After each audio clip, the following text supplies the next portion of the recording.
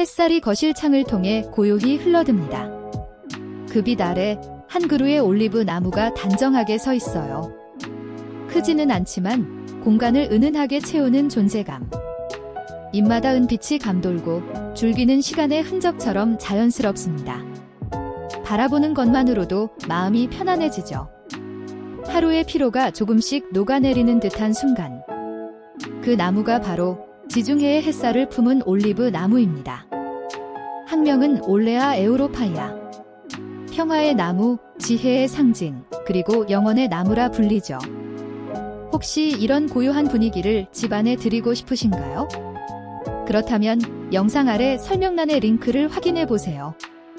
오늘 소개하는 올리브 나무 관리법과 팁을 정중하게 정리해 두었습니다. 올리브 나무의 이야기는 인류 문명 초기와 함께 시작되었습니다. 기원전 6000년 전, 지금의 터키 남부와 그리스, 시리아 일대. 사람들이 농사를 짓기 시작하던 시절, 올리브 나무는 이미 그 곁에서 자라고 있었죠. 고대 그리스인들은 올리브 나무를 신의 선물이라 불렀습니다. 도시의 수호신 아테나가 인간에게 내린 선물이 바로 올리브 나무였고, 그때부터 올리브는 지혜와 평화의 상징이 되었죠. 성경 속에서도 등장합니다. 큰 홍수 후에 비둘기가 올리브 가지를 물고 돌아왔다는 이야기. 그 한 장면만으로도 올리브는 희망의 상징이 되었습니다. 고대 올림픽 경기에서 우승자에게 씌워졌던 월계관도 바로 올리브 잎으로 만들어졌다고 합니다. 그만큼 올리브는 신화와 역사 속을 오가며 언제나 인간과 함께해온 존재입니다. 올리브는 서두르지 않습니다. 세월을 따라 천천히, 그러나 단단하게 자라죠. 한 그루의 올리브가 제대로 성장하려면 몇 년이 걸리지만 한 번 뿌리를 내리면 수백 년, 심지어 1000년을 버팁니다. 잎은 타원형이며 윗면은 짙은 녹색, 아랫면은 은회색 빛을 띠어 햇살을 받으면 부드럽게 반짝입니다. 줄기는 회색빛 껍질로 감싸여 있고 세월이 더해질수록 그 질감이 깊고 고풍스럽게 변하죠. 작고 노란 빛을 띤 꽃이 피며 열매는 초록에서 검은 빛으로 익어갑니다. 그 열매 속에서 우리가 잘 아는 올리브 오일이 만들어집니다. 지중해 사람들은 이 나무를 평화의 그림자라고 부릅니다. 시간을 따라 천천히 자라며 모든 계절의 햇살을 기억하는 나무이기 때문입니다. 올리브 나무를 건강하게 키우는 비결은 바로 햇빛, 물, 그리고 배수 이렇게 세 가지입니다. 먼저 햇빛, 올리브 나무는 충분한 직사광이 없으면 건강하게 자라기 어렵습니다. 하루 6시간 이상 햇빛이 드는 자리가 이상적이에요. 실내라면 남향 창가나 베란다가 가장 좋습니다. 빛이 부족하면 잎이 처지고 색이 옅어집니다. 다음은 물. 올리브 나무는 과습에 약합니다. 흙이 완전히 마른 뒤에만 물을 주세요. 너무 자주 주면 뿌리가 숨 쉴 틈이 없습니다. 반대로 너무 말리면 잎 끝이 마르죠. 기억하기 좋은 문장 하나만 알려드릴게요. 흙이 마르면 듬뿍, 아닐 땐 참는다. 이 한 문장만으로도 관리의 반은 성공입니다. 마지막으로 배수. 화분 바닥이 막히면 뿌리가 금세 상합니다. 펄라이트나 자갈을 깔아 배수층을 만들어주세요. 물이 빠르게 내려가면서도 흙이 너무 마르지 않게 유지하는 게 좋아요. 그리고 추가적으로 온도, 영상 5도 이상이면 버틸 수 있지만 한국의 겨울은 조금 가혹하죠. 겨울엔 실내로 들여 따뜻한 창가에 두세요. 찬바람이 닿지 않는 곳, 그곳이 올리브 나무에게 가장 편안한 자리입니다. 올리브 나무를 처음 들이신 분들이 자주 하는 말이 있어요.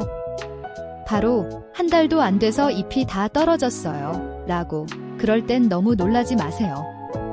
대부분의 원인은 두 가지입니다. 빛이 부족하거나 물을 너무 자주 준 경우죠. 잎이 노랗게 변하기 시작했다면 물을 조금 덜 주는 게 좋아요. 뿌리가 답답할 때 이런 신호를 보내거든요. 잎이 마르고 떨어진다면 햇빛이 부족했거나 실내 공기가 너무 건조했을 가능성이 높습니다.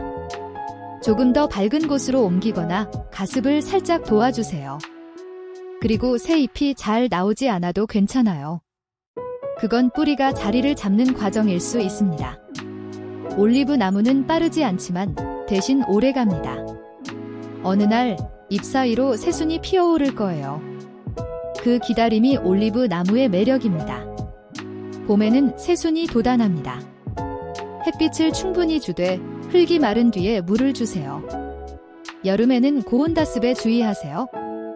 통풍을 자주 시켜 과습을 예방합니다. 가을에는 가지치기와 분갈이의 적기입니다. 뿌리가 안정된 시기라 스트레스가 적어요. 겨울에는 물보다 온도가 중요합니다. 찬바람을 피하고 휴식의 시간을 주세요. 이런 유익한 식물 이야기가 흥미로우시다면 구독과 좋아요로 우리 그린블룸을 응원해주세요. 여러분의 관심이 다음 이야기를 피워냅니다. 비슷한 식물로 자주 언급되는 게 스투키, 바로 산세비에리아 스투키입니다. 둘 다 공기정화 식물로 알려져 있지만 성격은 완전히 다르죠. 스투키는 다육식물이라 그늘에서도 잘 견디지만 올리브 나무는 빛 없이는 건강하게 자라기 어렵습니다. 그래서 스투키는 사무실형 식물, 올리브 나무는 햇살형 식물이라 불립니다. 공간의 성격에 따라 어울리는 식물이 다릅니다. 햇살 가득한 거실이라면 올리브 나무만큼 잘 어울리는 식물은 없죠. 처음 들이실 땐 너무 작지도 너무 크지도 않은 중품, 약 40cm에서 60cm 정도의 올리브 나무가 좋습니다. 너무 작으면 환경 변화에 약하고 너무 크면 옮기기 어렵거든요. 좋은 올리브 나무는 줄기가 곧고 잎색이 짙으며 흙이 과습하지 않은 것이 특징이에요. 화분의 배수구가 막히지 않았는지도 꼭 확인하세요. 조금 더 구체적인 선택 기준과 관리 팁은 영상 아래 설명란의 링크에서 확인하실 수 있습니다. 필요할 때 가볍게 참고하셔도 충분해요. 올리브 나무가 공기를 깨끗하게 만든다던데요? 라고 많은 분들이 물어보시죠. 실제로 일부 식물은 공기 중 유해물질을 흡수하기도 하지만 나사 실험 목록에는 올리브 나무가 포함되어 있지 않습니다. 즉, 실내 공기 정화 효과는 제한적이에요. 하지만 마음을 정화하는 힘만큼은 분명합니다. 하루의 끝, 잎을 바라보며 숨을 고르는 그 순간, 공간의 공기보다 더 맑아지는 건 바로 우리의 마음이니까요. 올리브 나무를 키운다는 건 단순히 식물을 들이는 일이 아닙니다. 지중해의 햇살 한 조각, 그리고 평화를 집안에 들이는 일이죠. 하루의 끝에 그 잎을 바라보며 잠시 숨을 고르면 공간은 조금 더 따뜻해지고 마음은 한결 고요해집니다. 오늘 소개한 올리브 나무 관리법과 관련 정보, 그리고 세심한 팁들은 영상 아래 설명란의 링크에서 확인하실 수 있습니다. 여러분의 일상에도 초록빛 평화가 머물길 바랍니다. 이런 유익한 식물 이야기가 마음에 닿으셨다면 구독과 좋아요로 우리 그린블룸을 응원해주세요. 우리 그린블룸은 이렇게 대자연의 신비로운 식물에 관한 유익한 이야기를 사실적이면서도 따뜻한 시선으로 전해드립니다. 소개받고 싶은 식물이 있다면 언제든지 댓글로 남겨주세요. 여러분의 관심이 다음 콘텐츠의 씨앗이 됩니다. 감사합니다.